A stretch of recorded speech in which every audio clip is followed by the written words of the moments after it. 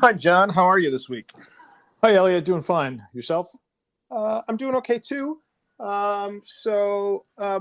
With the Pandora Papers coming out and all the articles related to that and the discussions that are going on, one of the things that's come back to the fore is the whole uh, question around how real estate purchases are used to hide money, launder money. And there was a report that came out in early August that focused on that. Did you see that report?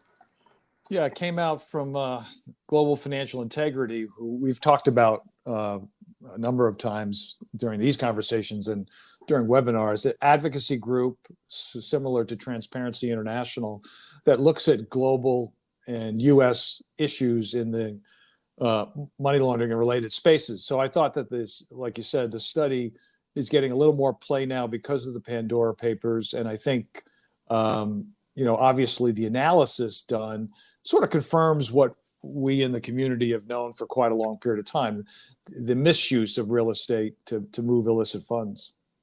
Yeah, the subtitle of the report is Why U.S. Real Estate is a Kleptocrat's Dream. Right.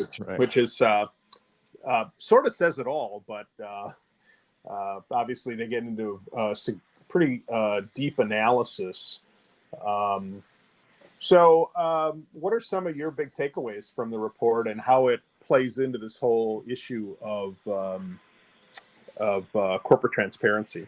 Yeah, so a couple things. One, based on their report, they think at a minimum more than 2.3 billion has been laundered through real estate, but also including alternate assets like art, jewelry, and yachts. So as we know, the art world is waiting with bated breath whether they're going to be covered under the Bank Secrecy Act after a report. That was the first one. The second one is what we've talked about before, gatekeepers, right? So they do believe that gatekeepers, attorneys, real estate agents, have facilitated real estate money laundering by high net worth individuals, not just in the U.S., but obviously throughout the G7 and around the globe. So those were all. And then to your point, they also point to the Corporate Transparency Act, part of the AMLA law, that they believe can really improve the infrastructure once it's implemented. That registry is put together.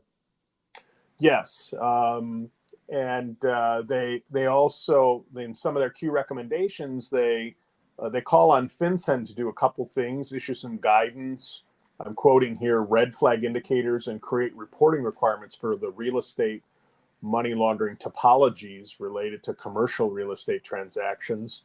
They also call on them to issue some guidance to help define PEPs. Right.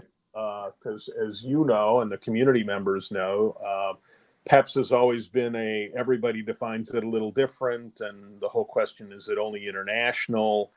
The other thing I want to be sure we point out is that this is a look at the U.S. real estate market, but the players in that market are definitely global. So there's lots of bad actors looking to hide ill-gotten gains from around the world in the U.S. Real estate market. This is not a U.S. only problem. It's clearly a global problem. Right. And as the Pandora Papers showed us, there's a number of jurisdictions within the U.S. which are as untransparent, if that's a word, as offshore entities, like South Dakota, Delaware, Montana, Alaska, Nevada, places like that. So a lot of these shell entities are being created in the U.S. as well. So clearly a global problem. The other part of it that's more U.S., but I thought was interesting, they call for the geographic targeting orders to be made permanent. Right now, that authority gets extended during for certain periods of time, and then if FinCEN believes that it's important to continue it, they'll continue it. But geographic targeting orders have been actually a tool that FinCEN has had since the early 90s and really wasn't implemented until the FinCEN director, Jennifer Shasky-Calvary, picked up on it and started to utilize it. So I think the use of that is pretty is not just dramatic. I think almost everybody believes that those should be permanent. Maybe you have some provisions in there that could let them expire depending on hitting certain thresholds. But bottom line, I think for U.S. Reporting, the GTOs have been successful, and I think that could help deal with some of the opaqueness of the real estate market in the U.S. Yes, agreed. Coming back to your comment earlier about the report focusing on gatekeepers, one of their recommendations, which I'm sure will get met with some resistance, is legal professionals should be made the lead reporting entity for identifying money laundering risks in commercial real estate transactions. So, almost every significant commercial real estate transaction obviously has lawyers, legal advisors involved, and the report recommends that you take the people in the best position and you give them the biggest responsibility.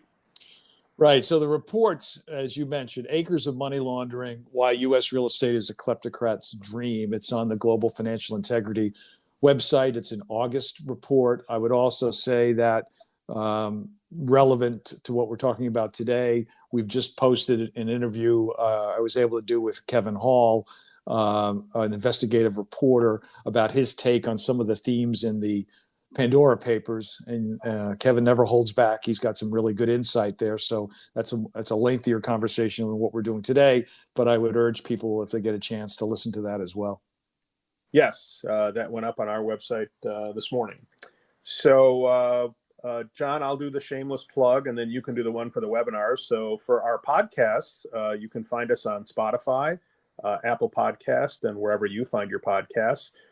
We have this weekly series, and then we have other podcasts under the AML Conversations label, and we encourage you to check those out. And John, webinar? And the webinar in October will be on the audit function in financial institutions, how the BSA AML officer can work with and manage, challenge, and connect with inside and outside auditors. I think that's going to be a very compelling discussion, one that we don't talk about all that much. Agreed.